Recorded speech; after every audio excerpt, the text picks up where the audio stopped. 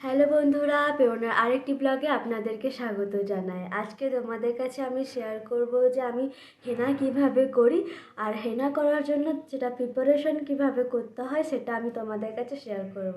তো চলো দেখা যাক আমি কিভাবে হেনা রেডি করছি।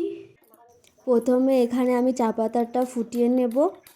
আর এই যে হচ্ছে আমি নূপুর মেহেন্দি নিয়ে এসেছি, 10 টাকা দামে 2টো প্যাকেট লাগালেই আমার হয়ে যায়।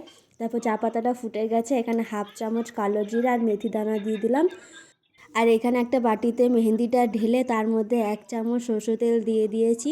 আর চা পাতাটা ভালো করে ফুটে গেছে, তো সেটা ঠান্ডা করে আমি এখানে ছেঁকে নিচ্ছি একটা গ্লাসের মধ্যে। তারপর ঠান্ডা হয়ে যাওয়ার পর ব্যাটারটা ভালোভাবে ঘুলে নেব আর ওভারনাইটের জন্য ছেড়ে দেবো।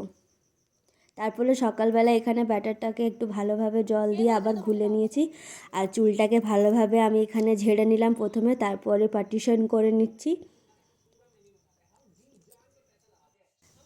পার্টিশন যদি করে নিই তাহলে লাগাতে একটু সুবিধা হয় আর একটু লাগানোটা সহজও হয়ে যায়।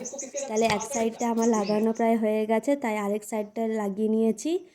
তারপর পুরো লাগানোর পরে এটাকে 1.5 ঘন্টার মতো আমি ছেড়ে দেব।